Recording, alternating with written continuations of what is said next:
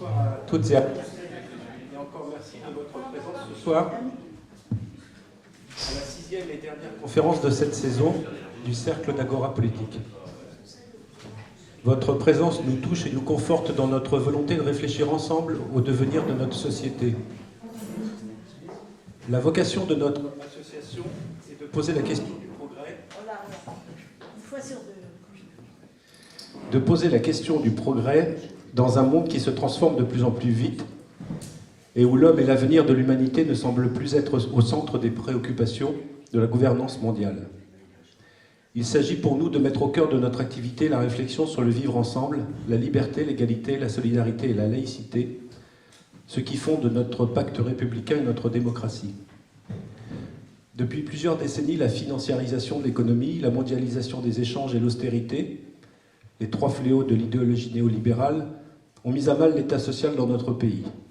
Un état social né au sortir de la Deuxième Guerre mondiale, bâti sur le programme du Conseil national de la résistance, dans le but, entre autres, de protéger les plus faibles, avec notamment les premières ordonnances sur la sécurité sociale, et de répartir la richesse nationale de la façon la plus équitable possible. Ce modèle ne cesse d'être remis en cause depuis 40 ans, et plus encore depuis le début du siècle. Souvenons-nous des paroles en 2017 de Denis Kessler, alors vice-président du MEDEF. Il est temps de réformer le modèle social français. Prenez tout ce qui a été mis en place de 1944 à 1952 et il s'agira de défaire méthodiquement le programme du CNR. Les derniers gouvernements, toutes obédiences confondues, n'ont eu de cesse de détruire ce socle de notre République, sous les injonctions du marché et de la Commission européenne, jusqu'à détruire progressivement des services publics jugés trop coûteux et pas assez rentables. Ainsi, des secteurs clés de notre souveraineté ont été démantelés au profit du marché et au détriment des usagers. Les services du gaz et de l'électricité, le service postal, les transports ferrés, aériens, les autoroutes. Les coupes budgétaires drastiques dans les services publics ont produit les mêmes effets. Non pas de décivilisation, comme le dit Emmanuel Macron, mais de décomposition. La justice, l'éducation nationale, la santé portent les stigmates de cette crise profonde de notre société. Nous avons choisi ce soir d'aborder le sujet peut-être le plus sensible pour chacun d'entre nous, la santé. Probablement ce bien le plus cher et dont le fonctionnement était jusqu'à présent basé sur un principe très simple de solidarité. Vous payez en fonction de vos moyens et vous recevez en fonction de vos besoins. Aujourd'hui, ce n'est pas la carte d'identité qu'il faut coupler à la carte Vitale, mais bien la carte bleue. En 2012, nous avions déjà organisé une conférence autour du livre de Jacques Cotta, « Qui veut la peau des services publics ?», avec 2 chirurgiens du CHU de Rennes. 10 ans plus tard, la crise de l'hôpital public se retrouve au devant de la scène, accélérée par la crise sanitaire de 2020. Je vous propose un seul indicateur pour illustrer les propos. De 2003 à 2019, donc sous 4 présidences différentes, ce sont 75 000 lits qui ont été fermés, dont 12 000 de 2017 à 2019. Les progrès de la médecine ambulatoire n'expliquent qu'une infime partie de ces suppressions. Les problèmes de personnel, une autre partie, surtout depuis le début de la pandémie. Mais ce sont bien les différentes lois de finances de la sécurité sociale de ces 15 dernières années, sous Nicolas Sarkozy, François Hollande et Emmanuel Macron jusqu'en 2019, qui ont dégradé le financement de l'hôpital public. Je vais laisser à présent notre invité André Grimaldi, professeur émérite de diabétologie au CHU de Pitié-Salpêtrière, à Paris, cofondateur du collectif Interhôpitaux, poursuivre l'analyse du long cheminement du meilleur système de soins du monde à celui que nous connaissons aujourd'hui. Après la publication, il y a une dizaine d'années, d'un manifeste pour une santé égalitaire et solidaire, rédigé en compagnie du professeur Olivier Léoncan, André Grimaldi poursuit son analyse de la désintégration du service public hospitalier. En 10 ans, la dégradation de la situation sanitaire et hospitalière a confirmé les inquiétudes exprimées alors par le professeur Grimaldi, qui publie aujourd'hui un nouveau livre en forme d'appel « L'hôpital nous a sauvés, sauvons-le ». Voilà, il est temps que je cède la parole au professeur Grimaldi. Merci pour cette introduction, merci pour l'invitation. D'où je suis, professeur émérite, ça veut dire vieux. Dit poliment, ayant une longue expérience. Alors, si on parle du système de santé, alors on dit crise. En fait, ce n'est pas une crise, parce que crise en crise, c'est une maladie chronique. Et ça suppose de faire le diagnostic de cette maladie chronique. De quoi souffre notre système de santé qui, comme vous le rappeliez, au fond, a été classé comme un des meilleurs ou le meilleur système de santé en 2000. Alors, quand on remonte à l'histoire du système de santé, il faut partir de 1945, effectivement. La création de la sécurité sociale. Et là, on se réécrit aussi un peu l'histoire. Bon.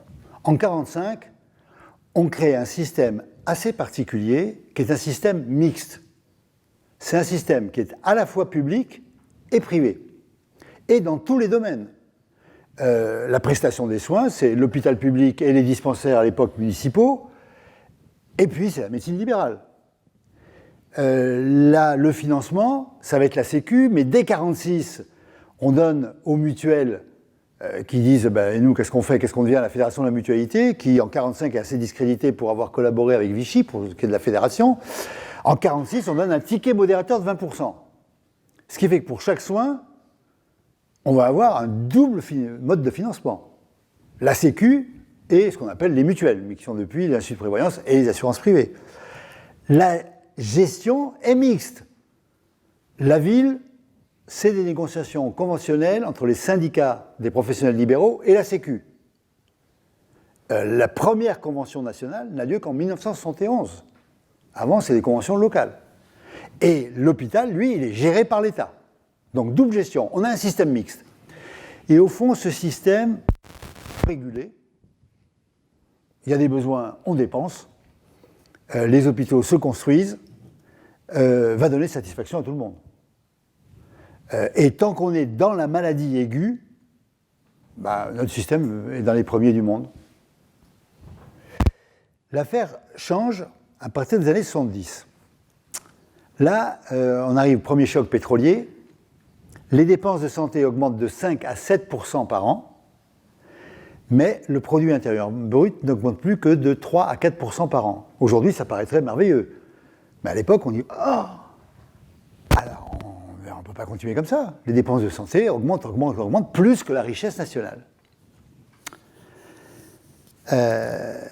Les besoins de santé augmentent. Les besoins de santé augmentent parce que la population vieillit, parce qu'elle est plus nombreuse, parce que les maladies chroniques apparaissent, et parce que, d'ailleurs, la santé elle-même et les médicaments produisent des maladies. Il y a en France actuellement 250 000 hospitalisations dues aux effets des médicaments. Bien, donc on dit, voilà, il faut réguler. Alors, en 1958, dans la suite du programme du Conseil national de résistance, il y a eu un grand progrès qui a été mené par Robert Debré, qui était un gaulliste, un mandarin de l'époque, joint par des jeunes chercheurs qui étaient politiquement des mendésistes et qui ont créé les CHU. Les CHU, c'est le plein temps hospitalier.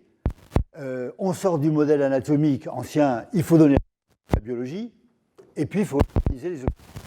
À la fin, à l'époque des salles communes. C'est ça le programme, qui était un programme progressiste dans la foulée du Conseil de la Résistance, auquel participait d'ailleurs Robert Debré.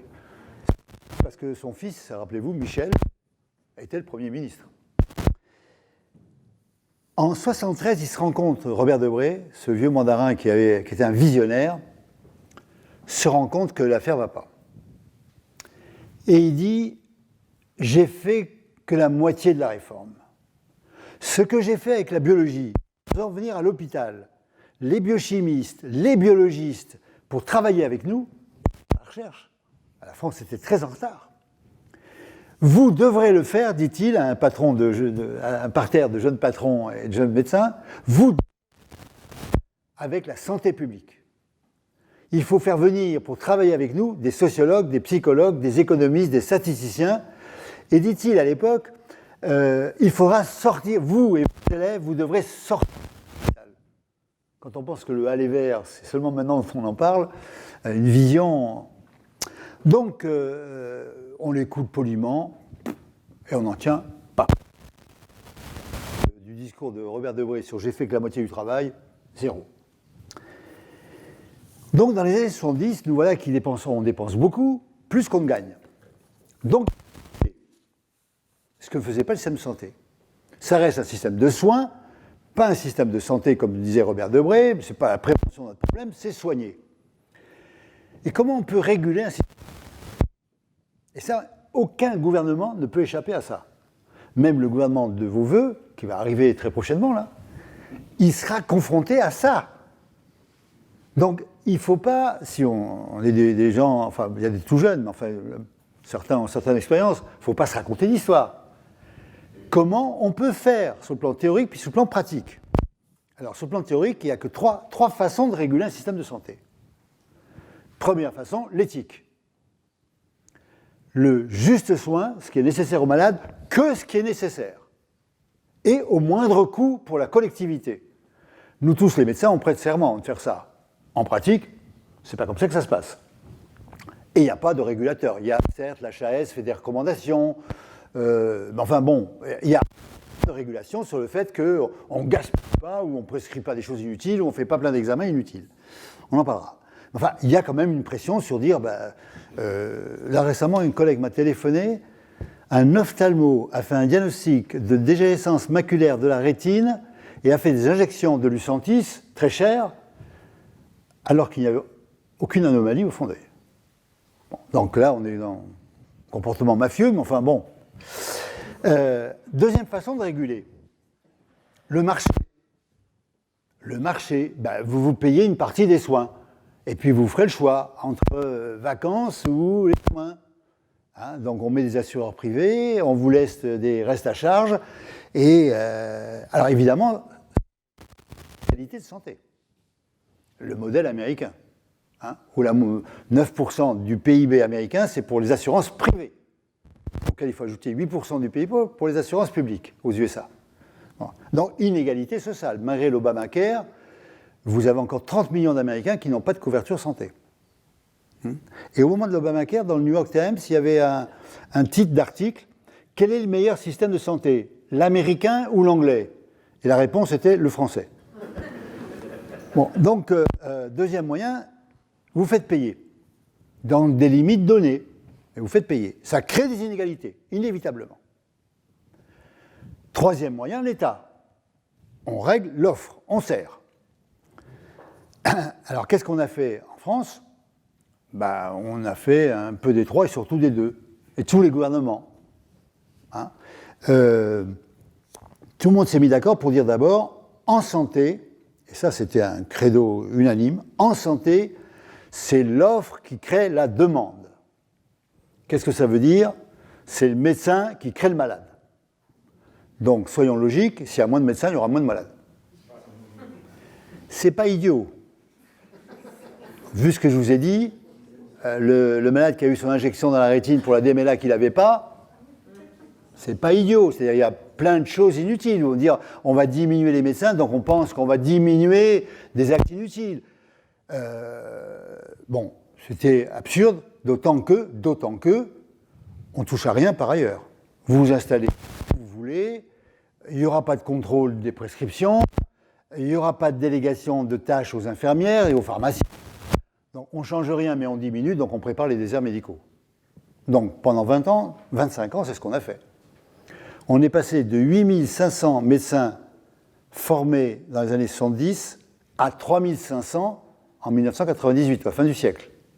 Et la Sécu a payé jusqu'en 2003 les départs en retraite anticipés à 10 000 médecins pour lutter contre la pléthore médicale. Donc ça fait unanimité. Puis après on a dit il faut faire payer un peu les malades. Alors on a secteur 2, 1980 Raymond Barre, droit au dépassement d'honoraires. Si vous voulez un spécialiste, vous le payez. Et ça n'a fait qu'augmenter. Actuellement, plus de 50% des spécialistes ont des dépassements d'honoraires. On a mis des forfaits, le forfait hospitalier. C'était Bérégovoy. Pas grand-chose au début, puis maintenant 25 € par jour. On a mis les franchises. Débat de Sarkozy avec Ségolène Royal. François Hollande a fait une chose qui était, comme toujours, ambivalent. L'ANI, l'assurance mutuelle obligatoire d'entreprise, c'est un progrès pour les 2 millions qui n'avaient pas d'assurance, mais c'est des assurances privées qui assurent des gens qui sont en entreprise, donc en mauvaise santé, et par rapport aux retraités, qui eux avaient des assurances individuelles, ont vu leurs cotisations monter comme ça.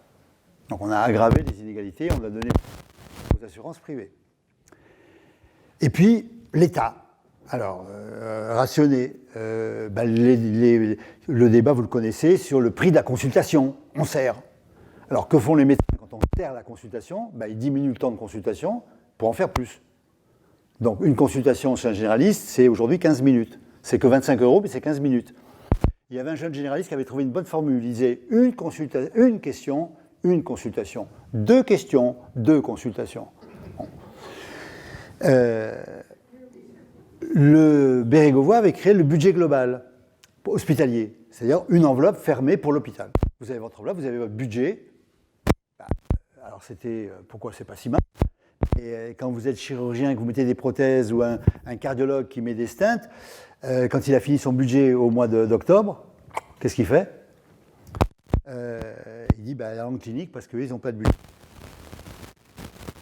L'objectif national des dépenses d'assurance maladie. Chaque année, l'Assemblée, le Parlement, vote un budget pour la santé. Alors, au début, c'était un objectif. C'est devenu un budget. Donc voilà les 3 méthodes. Et tous les gouvernements ont utilisé un peu de l'un, un peu de l'autre. Je ne développe pas tout. Les années 2000, tournant. Là arrive un tournant. Sur le plan médical, il y a une série de personnes qui théorisent la médecine devient industrielle. Grâce aux progrès médicaux, aux progrès technologiques, la médecine devient industrielle. Claude Le Pen sort un livre qui s'appelle « Médecin artisan au médecin ingénieur ». Donc, le médecin devient un ingénieur à l'hôpital. Dans le même... Alors, il y a une petite partie de vrai. C'est tout ce qui est technique, très standardisé, très programmé. L'hôpital carpien, la cataracte ambulatoire, tout ça c'est un progrès, ça peut se faire à la chaîne. Mais c'est pas, évidemment, pas tout. Ça marche pas. La les maladies rares, ça marche. Les maladies graves, c'est un bout de la médecine. Mais il théorise ça. Et ça devient le discours. Et ça coïncide avec ce que vous disiez du néolibéralisme, dont les dogmes sont les suivants. L'État n'est pas là pour gérer, mais seulement pour réguler, vérifier que la concurrence fonctionne. Donc c'est une anomalie que l'État...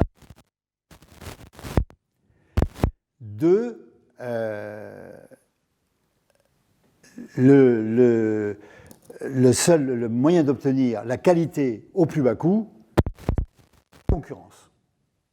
Et il n'y a pas deux gestions, une gestion publique, une gestion privée, il n'y a qu'une bonne gestion, comme disait Tony Blair, celle qui vise à la rentabilité de l'établissement. Chaque établissement doit viser à sa rentabilité. C'est ce qui amène l'idée en 2004 de la tarification de l'activité, généralisée en 2008, avec l'idée de la concurrence. On va vous mettre les mêmes tarifs à la clinique et à la Pitié-Salpêtrière, il n'y a pas de raison que l'appendicite soit plus cher à la Pitié qu'à la clinique Geoffroy-Saint-Hilaire. Et donc, on va vous mettre en concurrence. Et on va obtenir la qualité, au plus bas coût. Voilà le dogme qui règne à l'époque. Alors, nous, on se mobilise, etc. Ils vont sur l'idée de faire converger les tarifs, ils vont reculer prudemment. Ça ne marche pas. Mais pourquoi ça ne marche pas ? Pourquoi l'idée du marché habituel que vous avez quand vous faites vos courses ? Je regarde la qualité, je regarde le prix, je vais voir un marchand, je vais voir l'autre, je me renseigne et je choisis. Et puis je fais un choix dans mon choix de budget. Quand vous achetez une bagnole ou quand vous achetez, je ne sais pas quoi, les cerises, les fraises, vous dites, bah voilà. Pourquoi en santé, ça ne marche pas ? Ça ne marche pas pour deux raisons. Premièrement, cette histoire de la médecine industrielle, c'est un petit bout de la médecine, qu'un tout petit bout. On compare souvent les chirurgiens à des pilotes d'avion. Finalement, il y a une checklist pareille de sécurité, il y a l'équipe de bloc opératoire, comme il y a l'équipage, et puis on décolle, l'anesthésie en avant, voilà, et on respecte des procédures. Alors, un collègue orthopédiste disait, on nous compare à des pilotes d'avion, c'est faux. C'est complètement faux. La meilleure preuve, disait-il, c'est que lorsqu'un pilote a un crash, en général, il n'en a qu'un. Tandis que nous, tout grand chirurgien a forcément plusieurs crashs et il s'agit de ramener le malade à bon port. Ce qu'il exprimait derrière cela, c'est ce qui caractérise l'être humain, c'est une extrême variabilité. Alors même sur le plan anatomique pour le chirurgien, alors, sur le plan de la réponse aux médicaments, sur la réponse des effets secondaires, sur le plan du vécu psychologique de la maladie, bon, ne parlons pas de la psychiatrie, qui elle n'avait pas pu rentrer dans la tarification d'activité, parce que comment entrer dans des cases, hein. Donc évidemment, un des sujets de recherche, c'est la réduction de cette variabilité. Comment on peut prévoir, comment on peut ajuster, comment on va voir que tel patient, en fonction de sa pharmacogénétique, ne va pas supporter tel médicament ou que ce médicament ne sera pas efficace. Tout ça, c'est un grand champ de recherche, mais on en est loin et on ne réduira jamais la variabilité sociale et psychologique de l'être humain, à moins d'être dans une vision dictatoriale, totalitaire de la société. La deuxième raison pour laquelle ça ne marche pas, c'est qu'il y a un symptôme commun à toutes les maladies et à toutes les personnes qui se croient malades, ont un symptôme commun. Je vais faire le prof à l'école. C'est quoi ce symptôme commun ? Allez-y. C'est quoi le symptôme commun de quiconque se croit malade ou est malade ? Vous n'êtes pas... Voilà une bonne élève qui a écouté. L'angoisse. Évidemment, l'angoisse. Ce qui fait que vous êtes dans une relation asymétrique. Pas seulement en termes de connaissances. Aujourd'hui, vous avez Internet, des sessions de patients, vous pouvez apprendre plein de choses. Hein, mais d'abord, vous êtes une asymétrie émotionnelle. Et c'est pour ça que nous sommes une profession assermentée. Nous prêtons serment de ne pas abuser de cette asymétrie. C'est ça l'histoire du tact et de la mesure, qui était une idée un peu chrétienne. Vous donnerez vos soins gratuits à l'indigent et vous n'abuserez pas de cette asymétrie pour demander des sommes ou faire des actes qui ne seraient pas recommandés. Hein, c'est ça le serment qui est prêté. Ce qui m'a démontré ça, c'est, j'en ai pour 3 minutes encore cette première partie, en 2012, avant les élections de 2012, on voit avec des collègues un ancien ministre de la France. On lui explique notre point de vue. Il nous écoute, il dit « Messieurs les professeurs, je comprends vos valeurs et pour l'essentiel, je les partage. Mais il faut être réaliste, la santé devient un business mondial. Et la France est très bien placée sur ce credo. Qu'on le veuille ou non, qu'on le regrette ou pas, il y aura des hôpitaux 5 étoiles, 4 étoiles, 3 étoiles. La Jet Society sera transportée dans ses hélicoptères dans les suites des hôpitaux 5 étoiles. J'étais avec Jean-Paul Vernant, l'oncologue qui a fait le plan cancer, à l'avant-dernier plan cancer. Il lui dit « Monsieur le Premier ministre, ça existe déjà, ça ne marche pas. » L'autre interloqué lui dit « Et où est-ce que ça existe ?»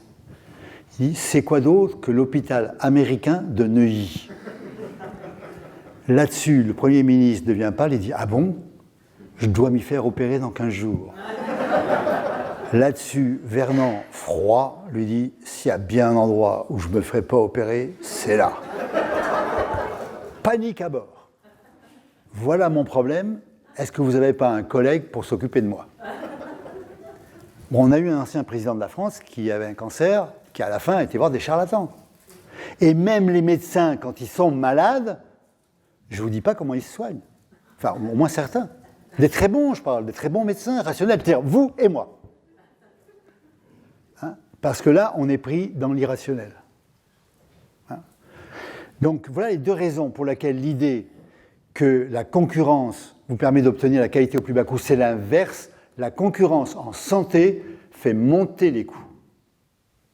Et imaginez tout de suite, je vous dis tout de suite, votre fils, pour les plus jeunes, votre petit-fils, pour les autres, a une maladie sérieuse, vous pensez possiblement grave. Vous téléphonez à un grand hôpital, une Necker, c'est à Paris, et on vous dit, ouais, le chef de service, il est très pris. Évidemment, vous pouvez le voir plus vite à sa consultation privée, mais c'est 350 €, ou si c'était un oncologue de la Pitié, 700 €. Mais vous voyez son assistant ne fait pas de privé, il est très très bien aussi, il est plus jeune, mais il est très bien. Qu'est-ce que vous, et ça sera donc le tarif de la Sécu, qu'est-ce que vous faites?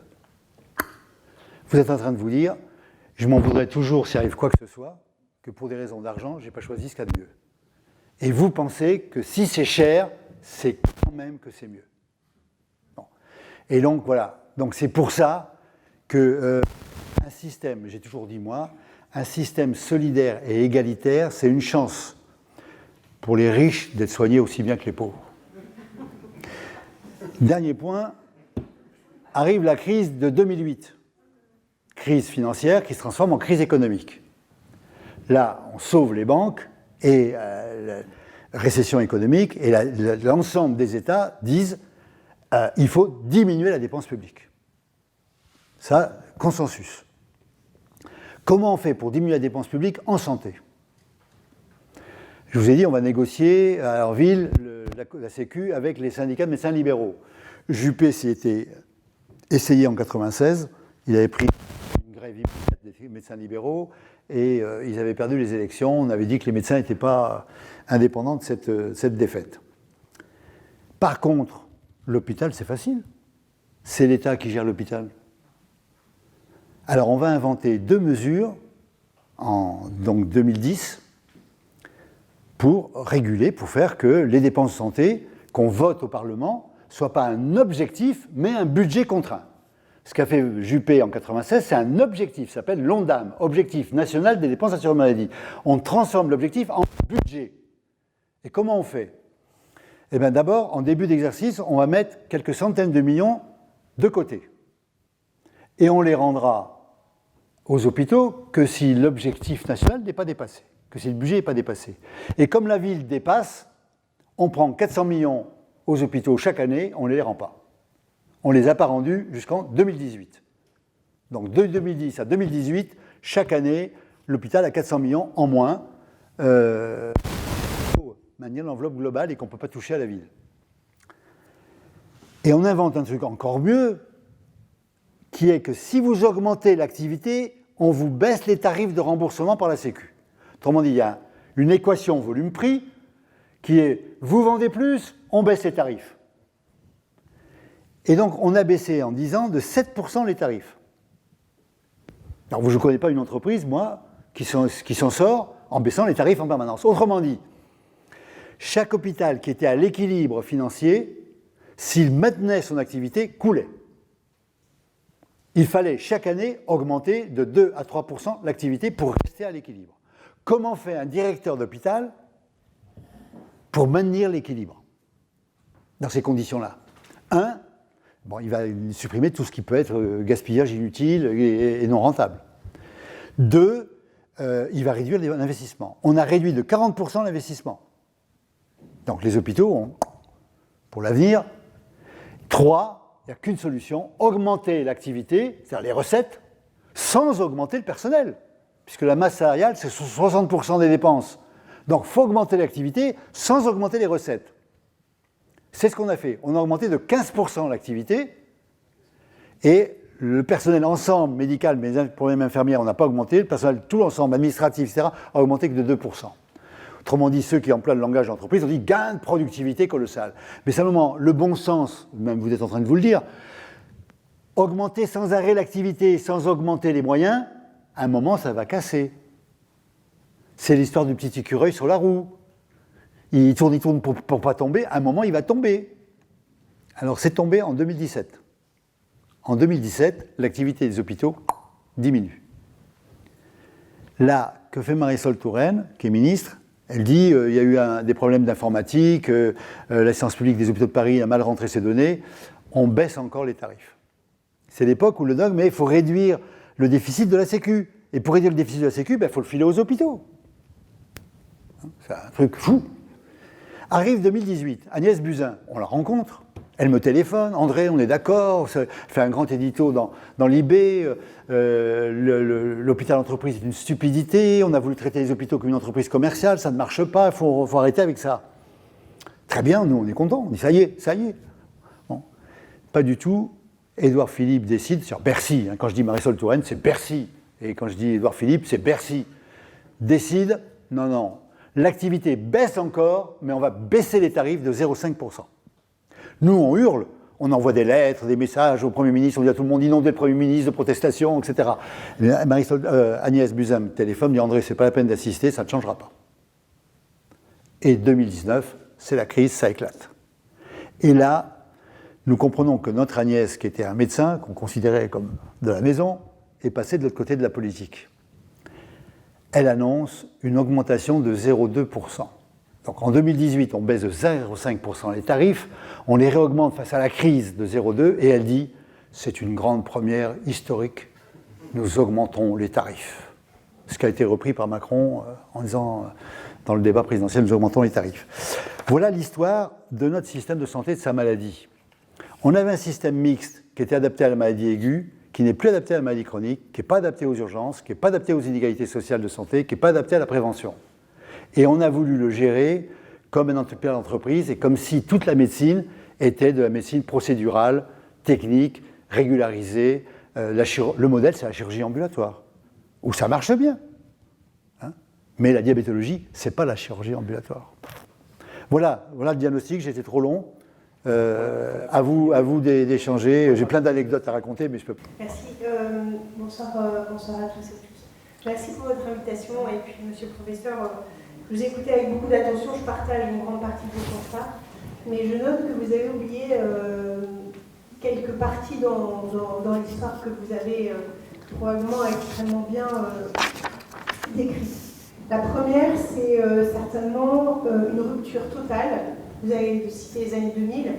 Moi, j'observe, sans être spécialiste, sans être du corps médical, d'une façon ou d'une autre, en tant que parlementaire, 2002, le ministre de la Santé, M. Douste-Blazy, accorde la fin des obligations de garde pour les médecins généralistes. C'est Mattei. C'est Mattei. Mattei, c'est un médecin. Voilà. Exact. Le médecin accorde aux médecins exactement ce qu'ils souhaitaient, c'est-à-dire plus du tout d'obligation de garde pour les médecins généralistes. Notre turpitude, elle vient beaucoup de cette époque. C'est-à-dire qu'à partir du moment où il n'y a plus d'obligation de garde, ben les gens ils sont allés trouver les services d'urgence et peu à peu a complètement embolisé les services d'urgence. Ça, c'était mon premier point. Et vous l'avez effleuré dans les dernières minutes de votre propos, mais je trouve que globalement, le mot prévention est totalement absent des problématiques de santé publique, des problématiques qui sont même mises en avant par le corps médical. Et je pense que c'est un vrai problème, très franco-français, qui n'est pas forcément partagé dans d'autres pays, mais qui est aussi une des conséquences des maux que nous pouvons connaître. Les politiques de prévention, elles ne sont pas souvent à la hauteur. Je vous ai trouvé très critique vis-à-vis de l'État, des politiques, c'est normal. Ça fait partie des règles du jeu, mais je pense que vous n'êtes pas assez, vous êtes des médecins qui ont aussi dans la cogestion du système de santé, très largement, et notamment acteurs d'un certain nombre de politiques très libérales. Personne ne s'est insurgé quand la continuité des soins et la suppression des obligations de garde a été en tout cas proposée ou adoptée par le gouvernement. On n'a pas entendu l'ordre et les autres s'insurger de ça. Ni même prévoir l'avenir, à savoir les ruptures totales avec ce qui est aussi le serment d'Hippocrate, c'est de soigner les gens, et la continuité des soins, c'est ça. C'est pas faire peser la charge sur l'hôpital public de ce qui est fait aussi dans un système dit libéral. Ensuite, moi j'observe une sacrée, très préoccupante crise des vocations.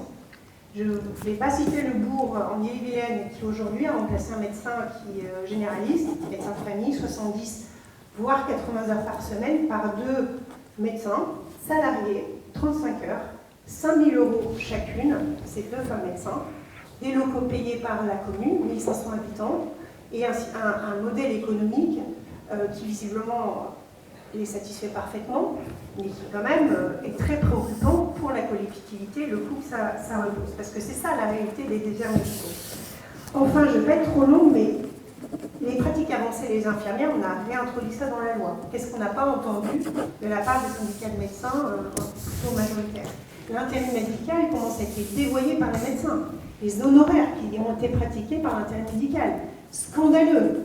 Scandaleux, au point même de dégoûter des médecins salariés de l'hôpital.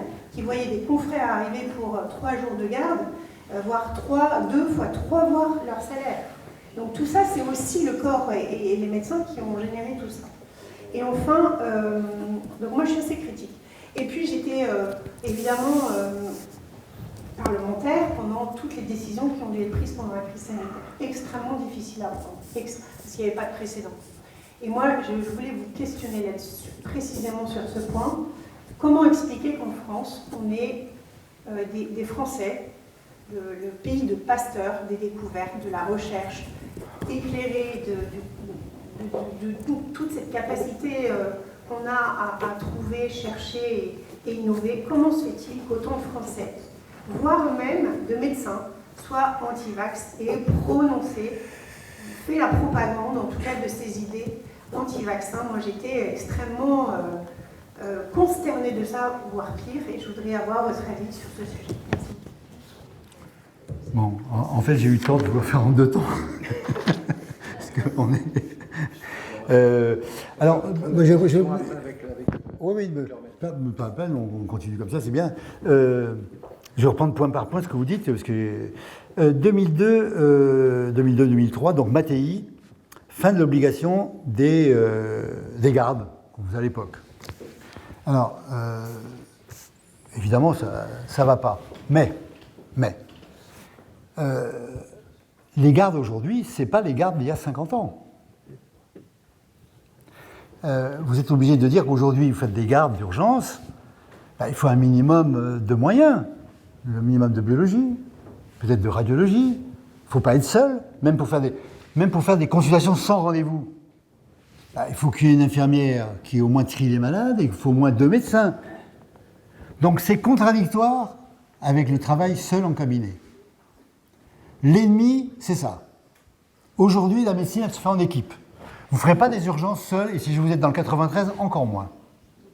De nuit, seul, dans votre cabinet. Et si vous êtes une femme, encore moins.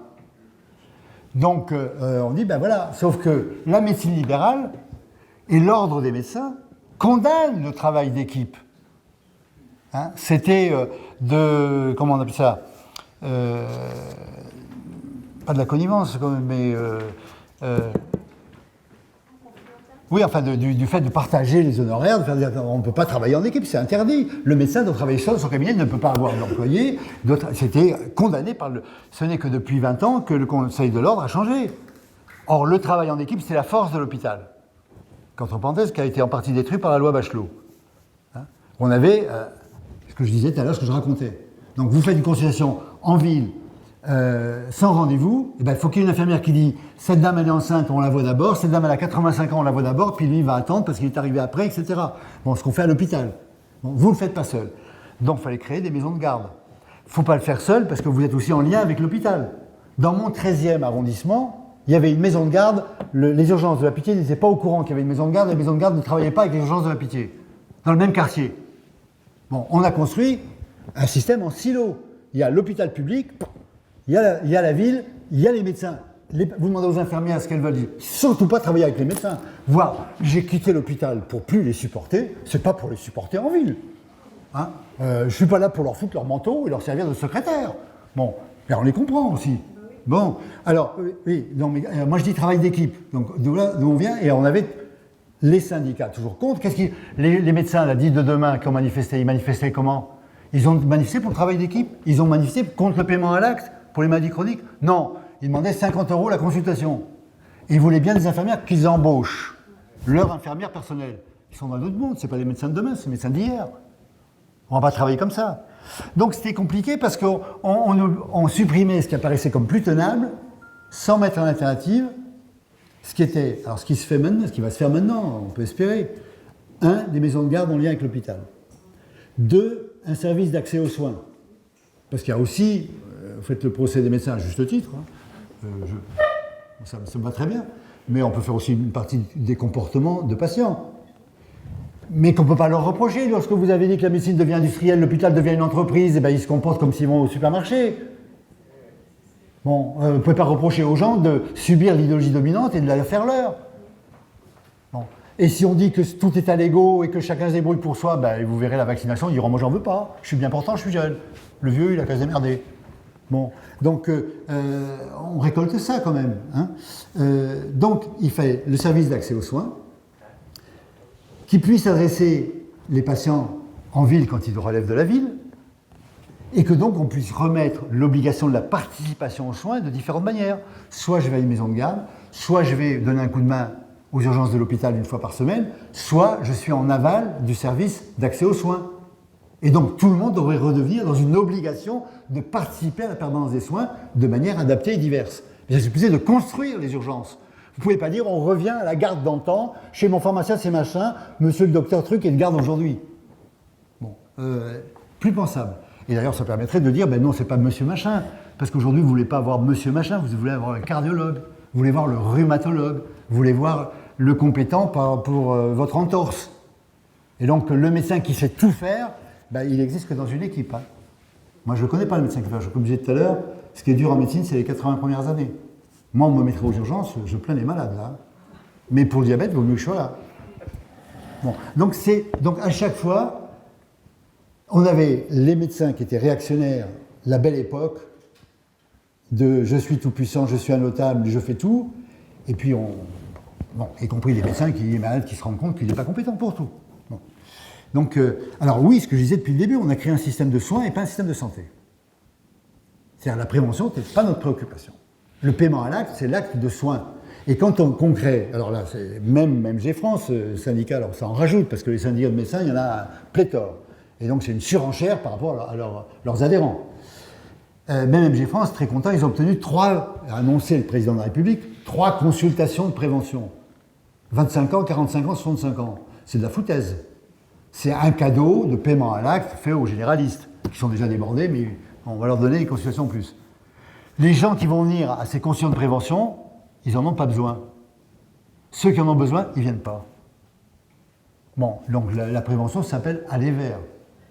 C'est-à-dire, je vais dans les quartiers, c'est les gens qui ne se sentent pas malades, mais qui ne sont pas vaccinés, qui n'ont pas dépisté l'hépatite C, qui n'ont pas dépisté leur hypertension, qui n'ont pas dépisté leur diabète. Donc ça s'organise. Et encore une fois, ce n'est pas moi seul dans mon cabinet qui peut le faire.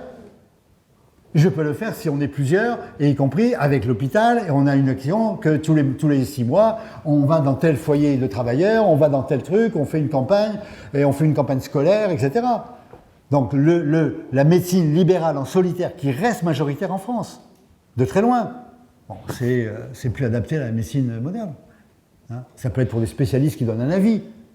Alors, dans la maladie chronique, où il y a des problèmes sociaux, des problèmes psychologiques, des problèmes d'adaptation de la maladie, bon, enfin bref, des problèmes culturels, de représentation de la maladie.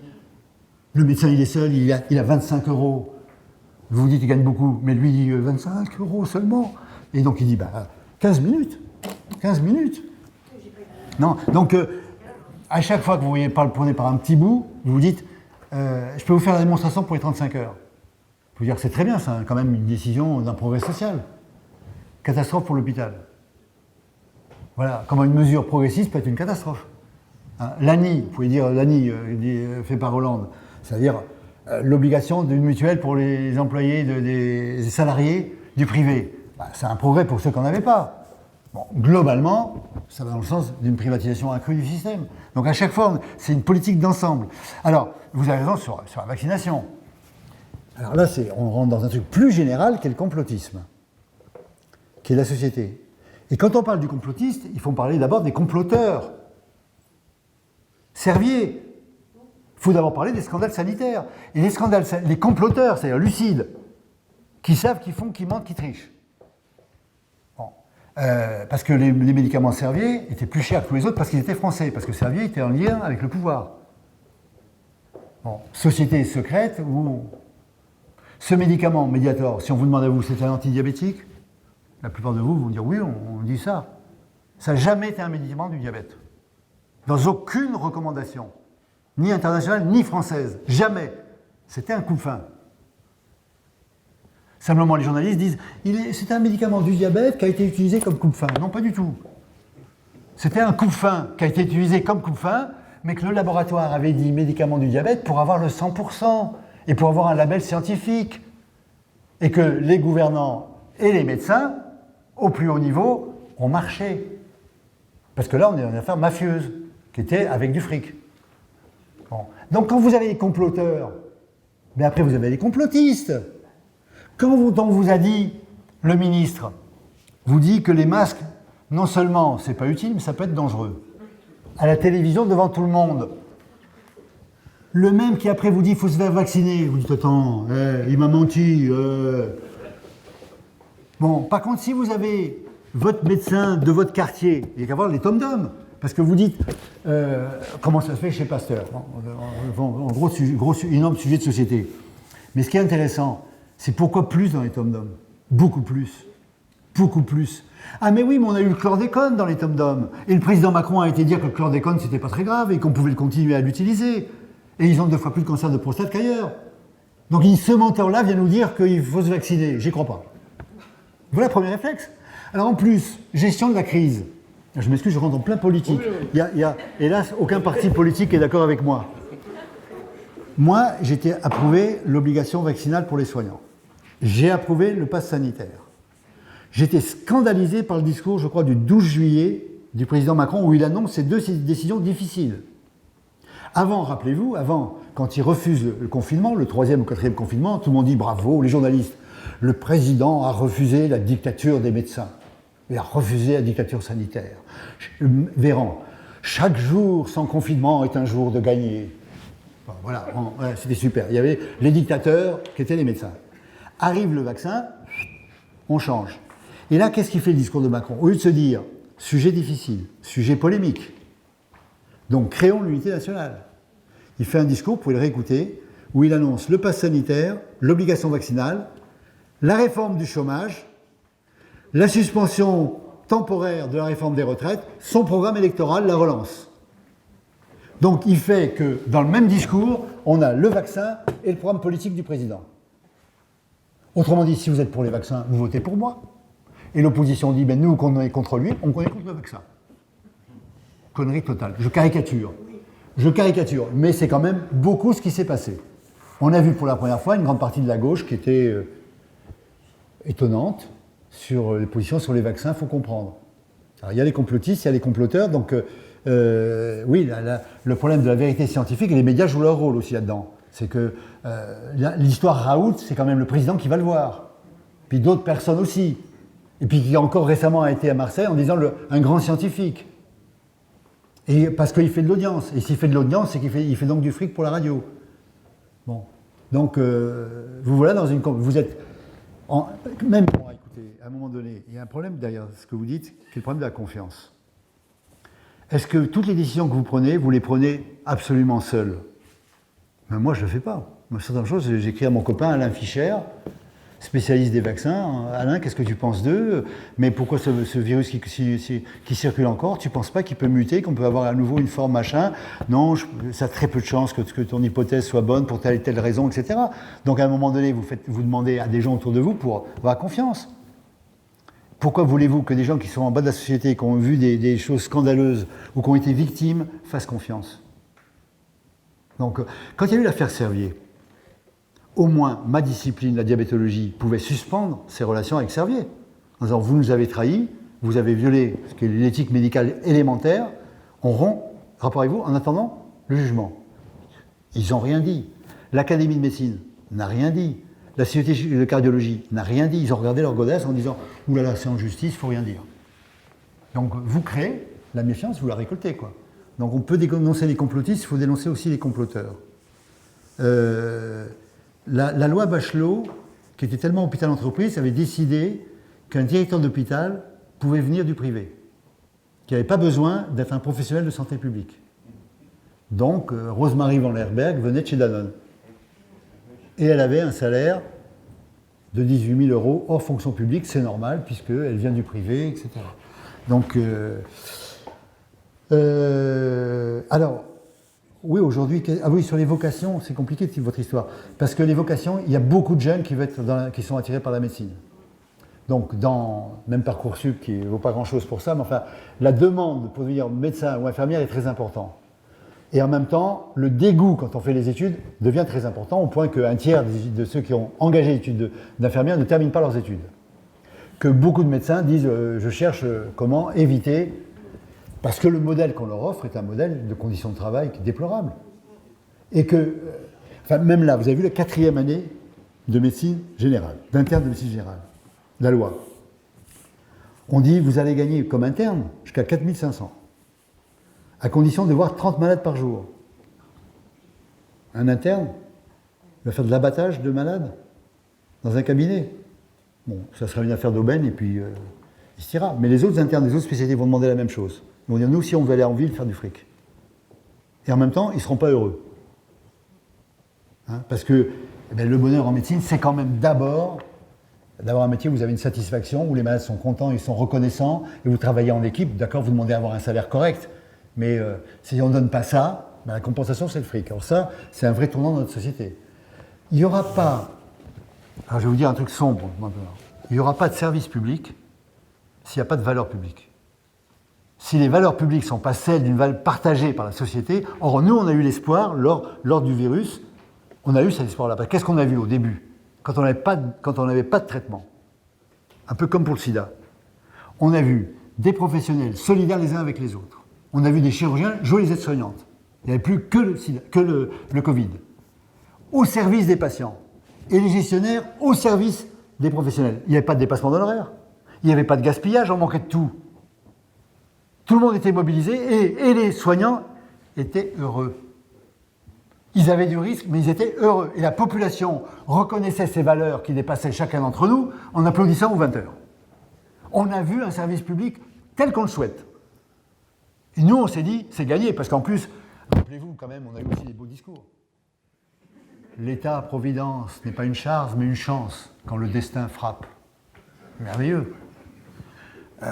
Il faudra prendre des décisions de rupture, je les assumerai. Nous devrons nous réinventer, moi le premier. Fantastique, c'est-à-dire on s'est dit, ça y est, il a compris. Et dès qu'on est revenu à la supériorité de la technologie, des vaccins, tout est parti en vrille. Alors ce qui est intéressant dans cette histoire d'ailleurs, c'est que ceux qui avaient réussi la première stratégie, qui s'appelle tester, tracer, isoler, au lieu de dire les Français ont été magnifiques, c'est pas vrai, mais c'est pas notre faute parce qu'on n'était pas habitués. Ce côté magnifique, c'est les pays où ils avaient l'habitude de lutter contre des épidémies. Eux qui avaient bien lutté contre la première vague, quand ils ont eu les vaccins, ont été mauvais. Notamment la Chine, caricature. Et nous, par contre, on a été bons globalement lorsqu'il y a eu le vaccin. On retrouvait notre modèle culturel. Alors, par chance, je vais vous dire, soyez pas tristes. Le système de santé fait des bonds en avant progressistes lorsqu'il y a des grandes crises. 45, la Sécu. 58, la guerre d'Algérie. Général de Gaulle arrive au pouvoir. La création des CHU. 68, grève générale. Indépendance des infirmières qui se développe. Multiplication des professionnels de santé. 70, première conventionnement national. Création du service public hospitalier, la loi Boulin. 85-95, le sida, l'entrée des malades dans le système de soins. Hein? Jamais rien pour nous, sans nous. Tournant majeur. Donc, soyez optimistes, les crises arrivent.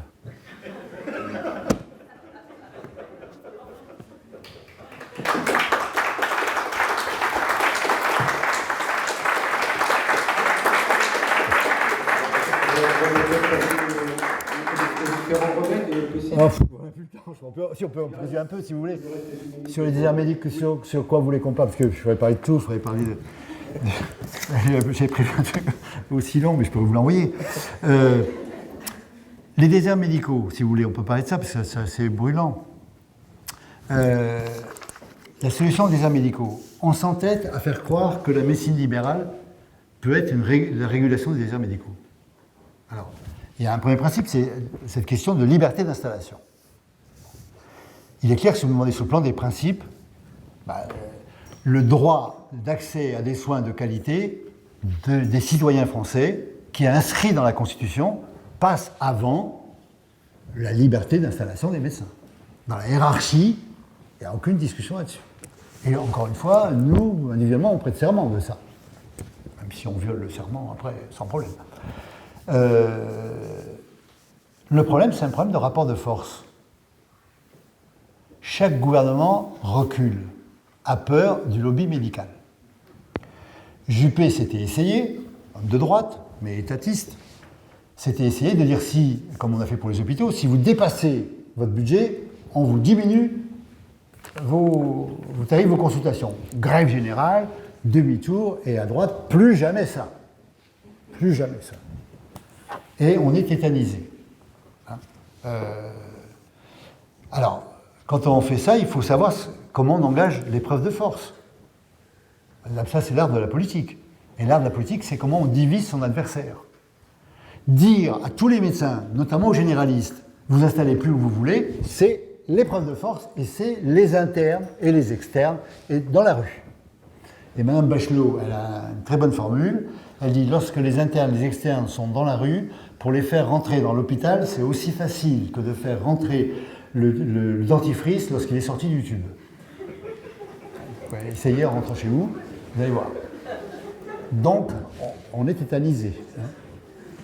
Or, il faudrait diviser ce monde-là. La première chose, c'est de mettre, enfin la droite fait ça très bien, le pas dans la porte, le pied dans la porte. Or, il y a des médecins, depuis 80, Raymond Barre, qui sont conventionnés avec la sécurité sociale, mais qui ont la liberté tarifaire. Alors là, vous êtes surpris. Vous dites, ils sont conventionnés de quoi? Ils s'installent où ils veulent et ils font les tarifs qu'ils veulent, sauf tact et mesure. Tact et mesure, moi j'ai un collègue, il avait donné 35 000 euros. Ah ben oui, au roi du pétrole, aux Émirats, 35 000 euros, c'est pas grand-chose, tact et mesure. Alors, Marisol Touraine, c'était coltiner le problème. Elle a obtenu qu'il y ait une régulation des dépassements, qu'il y ait des gens qui dépassent, mais raisonnablement. C'est minoritaire, c'est que 30%, même 30% des spécialistes. La majorité, ils font ce qu'ils veulent. Non, c'est impossible. Ces gens-là, on va dire, ben non, vous vous installez pas là où il y a déjà trop de médecins. Vous n'allez pas... Parce que où s'installent les médecins? Ils s'installent là où plutôt il fait beau, là où il fait bon vivre, et là où les gens peuvent payer. Hein, ils vont là où ils peuvent payer. Donc les cardiologues, ils se mettent ensemble, ils se mettent pas là où... C'est comme une idée folle de croire, j'ai entendu ça, Marine Le Pen ce matin. Non, je suis pour la liberté, dit-elle, parce que quand il y avait beaucoup de médecins, s'ils veulent s'installer dans les endroits où il y a trop de médecins, ils seront au SMIC. Baratin absolu. Baratin absolu. On peut diminuer. Donc, c'est pas le numerus clausus qui a créé les déserts médicaux. C'est le numerus clausus plus la liberté d'installation. Bon. Autrement, les médecins, ben, ils vont là où ça va payer, puisque quand on paye, c'est ce qu'il y a de mieux. Voilà. Et ils font des tarifs, ils se mettent d'accord à peu près. Donc, oui, il faudrait au moins commencer à réguler en disant, ben, vous avez le choix, ou bien vous quittez la Sécu, Sécure 3, faites ce que vous voulez, vous n'êtes plus dans la Sécu. Si vous êtes dans la Sécu, vous ne vous installez pas là où il y a déjà plein de vos confrères, vous attendez qu'il y en ait un qui part à la retraite. On aura commencé un début de régulation, sans toucher aux généralistes. Bon. Et à ceux qui jouent au jeu avec la Sécu. Deuxième chose, c'est pas ça qui réglera les déserts médicaux. Les déserts médicaux, c'est un devoir de l'État. C'est dans la Constitution. Je vous donne l'exemple de Marseille. À Marseille, en moyenne, il fait beau, donc il y a beaucoup plus de médecins que la moyenne française. Et plus de spécialistes que de généralistes. Simplement, petit problème, ils sont dans les quartiers sud et les malades sont dans les quartiers nord. Je ne sais pas comment c'est à Rennes, mais voilà. Et ça, c'est assez universel. En Suisse, c'est pareil. Hein. Les médecins sont à un endroit, les malades sont dans un autre endroit. Alors, qu'est-ce qu'on fait? On va dire aux gens du quartier sud, vous allez vous installer au nord. Bon, y compris, je reprends tout à l'heure, mettez-vous à sa place. Alors après, il faut toujours se mettre à la place de l'autre. Vous êtes jeune, vous allez installer dans un quartier qui n'est pas très sympa, où vous avez les rubriques sur les trafics de drogue et les machins, où il n'y a pas l'école que vous souhaitez pour vos enfants, où il y a éventuellement votre femme, etc. Bon, donc, et où vous allez rester parce que vous êtes un libéral. Donc vous n'êtes pas un prof qui change ou un directeur d'hôpital qui peut changer comme ça. Ben, vous n'y allez pas. Par contre, vous créez un centre public lié à l'hôpital, où on va être en équipe, où le jeune qui va y aller, il va y avoir avec des infirmières, il va avoir avec des secrétaires, il va être lié à l'hôpital, il pourra être à mi-temps, il pourra peut-être au bout de 2 ans devenir praticien hospitalier, donc il pourra avoir un statut de praticien hospitalier détaché, et il fait une médecine avec des médiateurs de santé, avec des gens de la population, comme a fait mon ami Didier Ménard dans le 93, où il a attiré les internes, où il y avait 20 communautés différentes, avec des médiateurs de santé, il a fait une médecine communautaire, enthousiasmante. Bon. où il n'était pas à 15 000. Il n'est plus payé à l'acte. Il ne fait pas de l'abattage. Il travaille avec les travailleurs sociaux. Bon. François Crémieux, le directeur du CHU de Marseille, est en train de créer ça. Il a créé le premier centre public de santé. Il est en train de créer le deuxième. Et il y a beaucoup de jeunes. Car en même temps, quand vous dites vocation, vous dites médecins du monde, il ne manque pas de monde. Médecins sans frontières, il ne manque pas de monde. Ils vont soigner qui? Des gens très pauvres, des gens qui sont dans des conditions misérables. Comment ça se fait qu'il y a cette vocation? Cette vocation, elle est humaine, pour des jeunes. Seulement, il ne faut pas être payé à l'acte comme un vieux notable dans son quartier, terrorisé par le monde qui est autour de lui. Donc ça suppose de réinventer une médecine adaptée à ça, en lien avec l'hôpital public. Alors, l'ARS, les collectivités territoriales, les hôpitaux publics peuvent s'entendre pour mettre en place. Alors, après, il y a le modèle économique. Mais le modèle économique, il doit être la rentabilité pour la société. Parce que si vous ne soignez pas le diabète, vous soignerez les complications du diabète. Et l'aveugle diabétique ou l'amputé diabétique, il vous coûtera bien plus cher que d'avoir fait les gestes de prévention avant. Donc, si on a les maladies chroniques comme sujet, c'est un gradient social, les maladies chroniques. Plus de pauvres, plus d'obèses. On a un paradoxe dont on n'a pas tiré les leçons. Dans quel département il y a eu le plus de morts en France par le Covid? Réponse, 93. Bravo, quelle classe fantastique, là. 93. Quel est le département le plus jeune de France? 93. Qui sont les morts en général? Les vieux ou les jeunes par le Covid? Les jeunes. Les vieux. Voilà, donc le Covid a tué les vieux, sauf en 93. Ça vous interpelle pas, ça? Problème de santé publique? Oui, parce que le 93, c'est comment vous vous confinez dans le 93? Et les métiers de premier recours? Et les anti-vax? Pour les croyances, etc. Bon, donc y compris si vous faites de la médecine communautaire, vous faites de la médecine sur les représentations. Et vous le faites avec qui? Mais avec les représentants de la communauté, qui ont la confiance. Parce qu'il faut reconstruire une confiance. Le Didier Ménard, dans son Les Francs-Moisins, connu de tous depuis des années, c'est notre Didier, ils disent tous les gens de la communauté. Ben, il y a beaucoup plus de croyances quand il veut vacciner que Olivier Véran à la télévision. Donc ça veut dire, et là encore on tombe sur la santé publique. On repense un système de santé. Et on ne pense pas que les libéraux ils vont y aller. Les libéraux ils peuvent faire de moins de choses, c'est pour la régulation. Il faut un rapport de force, c'est inadmissible qu'il y ait des gens qui aient le beurre, l'argent du beurre et le sourire de la crémière. Ils veulent s'installer où ils veulent les dépassements qu'ils veulent, et ils veulent en plus que la Sécu dise d'accord. Mais il faut les diviser, ces gens-là. Qu'est-ce que ça a à voir avec le généraliste qui gagne bien sa vie, mais pas comme l'oncologue ou le radiothérapeute. Parce que la disparité dans les médecins de gains, c'est de 1 à 5. Bon, et on n'est pas capable politiquement de diviser ce monde-là. Si vous avez un front... quand Robert Debré fait sa loi, 58, c'est une guerre totale. Il passe d'ailleurs par ordonnance. C'est la guerre d'Algérie, autrement ça ne serait pas passé au Parlement. Le monde médical est contre, le Conseil de l'ordre est contre la réforme de Debré, l'Académie de médecine est contre la réforme de Debré, il y a des hôpitaux où il ne peut pas foutre les pieds, et il y a certains qui reçoivent des menaces de mort. 58. Il faut l'autorité générale de Gaulle. Et il est obligé de capituler sur un point, le privé à l'hôpital public. Il est furieux, mais il recule. De Gaulle lui dit, vous croyez que vos collègues chirurgiens vont accepter comme ça de laisser leur clientèle privée? Parce que De Gaulle, très pragmatique, et il croit, lui, que ça va être une génération. Il ne pensait pas que ses petits-fils seraient des champions du privé, enfin son petit-fils, champion du privé à l'hôpital Cochin. Le pauvre Robert. Donc voilà, il faut diviser son monde. Moi, j'ai pas vu ça, j'ai vu même Marisol Touraine, avec le tiers payant, elle réussit à avoir le front des libéraux. Mais si elle avait dit tiers payant sécu seulement, elle divisait son monde. Parce que les généralistes étaient d'accord. Alors on dit non, parce que les mutuelles, petit problème. Alors, dans la liste que j'ai oubliée, Madame la députée, je vous retourne un thème que vous avez oublié. Le rôle spécifique des mutuelles en France. En France, vous savez, je vous ai expliqué, pour le salaire d'une infirmière, sur 27 pays de l'OCDE, sur 32 pays de l'OCDE, on était 27e par rapport au salaire moyen du pays. Après le Ségur, on est passé à la 16e position. C'est mieux, mais c'est quand même pas... Mais pour les frais de gestion du système de santé, on est combien? Là, vous ne le savez pas, mais je vous le dis.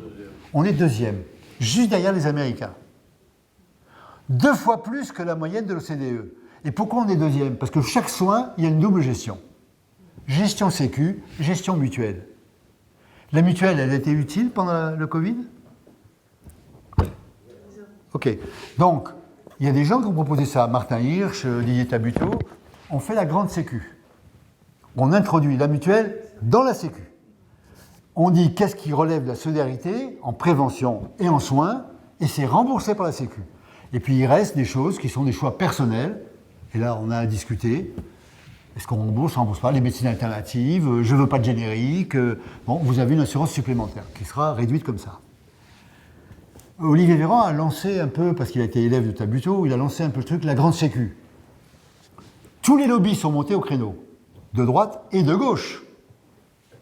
Les mutuelles, c'est avec la gauche, les assurances privées, c'est avec la droite, et les instituts de prévoyance, c'est avec les syndicats. Donc, ils sont tous montés au créneau, et magistral avec toujours le verbe magnifique de notre président, il n'y aura pas de sécu cathédrale. A-t-il dit. Terminé. Ça pourrait être un beau débat pour une présidentielle. Hein. Dans l'idée de la sécu de 45, on va jusqu'au bout, on crée la grande sécu. On continue à avoir plus de 17 milliards de frais de gestion des systèmes de santé. Donc, voilà un des thèmes qu'il faudrait aussi prendre. Donc c'est vrai qu'il faudrait une refondation. Et là encore, on a un président génial sur les mots. Il a dit le Conseil national de la refondation, le CNR. Et qu'est-ce que dit le ministre derrière? Moi, je suis là pour trouver des outils. Donc on n'est pas dans la refondation, on est dans la rustine. On est le Conseil national de la rustine, hein, adapté localement.